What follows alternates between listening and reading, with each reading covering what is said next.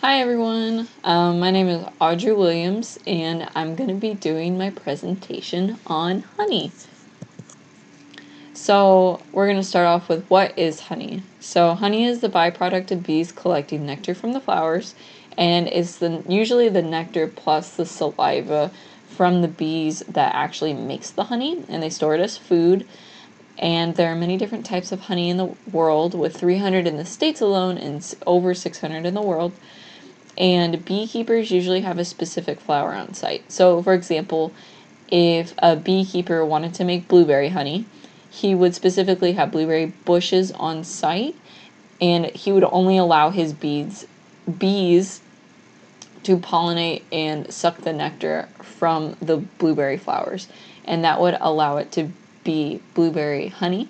Now, for another example, if it's just called honey, that means that it's a multitude of flowers. That's how bees are supposed to be, but with domestication of bees comes different types of honeys with different undertones and whatnot, which brings me to honey varieties.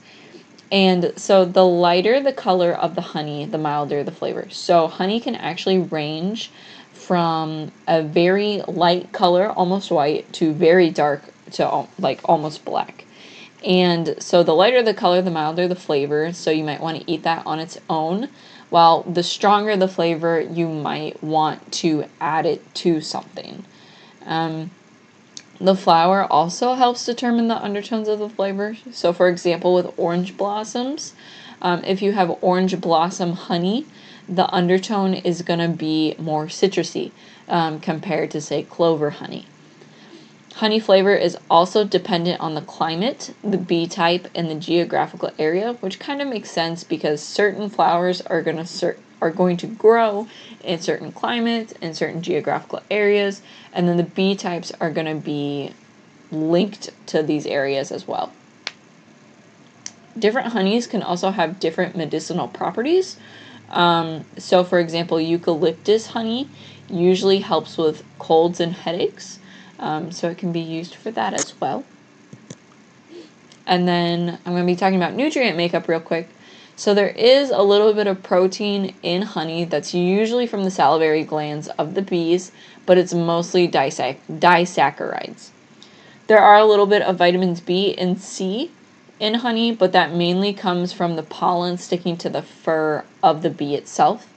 But there are a multitude of minerals in honey, including calcium, iron, and zinc. There are also other ones such as manganese, magnesium, selenium. I just picked these three because these are what people usually are deficient in, so it may help increase their intake to help reach the RDA. So some benefits to honey. So it's got phenolic acids and flavonoids in them. So this helps with oxidative stress and metabolic syndrome. So metabolic syndrome, usually if you have that, you're overweight or obese. And then what oxidative stress, that means that there's free floating radicals within the body, and antioxidants help with that. So the flavonoids kind of help with that, antioxidants kind of help with that, and helps reduce oxidative stress, which could increase fertility rates, it could increase weight loss, and it could increase the decrease of cancers, if that makes sense. So the less oxidative stress, the less likely they are to get cancer. They also think that honey has antiviral, anti-cancer, and anti-diabetic properties. So antiviral, if you have a little cold or a little flu, you might want to try honey to see if that helps. With anti-cancer, so there's something called apoptosis. So what apoptosis is that, so in the body, the cells are supposed to die. That's just the lifespan of the cell, and that's the normal cycle of it. So what cancer is that the cell is basically a zombie, and it doesn't die. It just doesn't die. And so it keeps multiplying rapidly and doesn't stop. And because of that, that's what causes tumors and that's what causes cancer. So they think that with honey, it can aid in apoptosis, which may decrease certain cancers. With anti-diabetic properties, honey can act as a sugar substitute. Honey is more nutrient dense than sugar, and since type 2 diabetes is usually caused by overweight or obesity, this may help them lose weight because they're not adding as much pure sugar to their food. And then also it may help with the improvement of vasodilation. So that's going to be the dilation of your arteries and your veins in your body. And so improvement of that will increase blood flow to and from the heart, and may help reduce cardiovascular diseases as well. So the last thing I really wanted to talk about was the toxins that can be prominent in honey. Not really prominent, but these are the ones that are of highest risk. So first we have botulism type A. So what botulism does to the body is it causes muscle paralysis.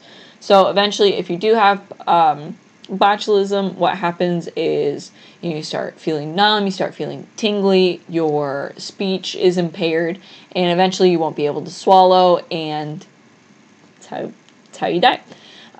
So this is the most at risk for infants. So newborns to 2-year-olds are at the most risk from contracting botulism from honey.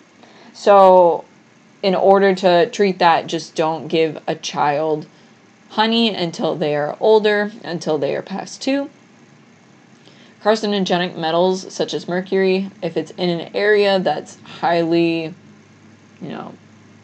if it's an area with a lot of that, you don't want to consume that honey, or it could help, or it could happen in the processing.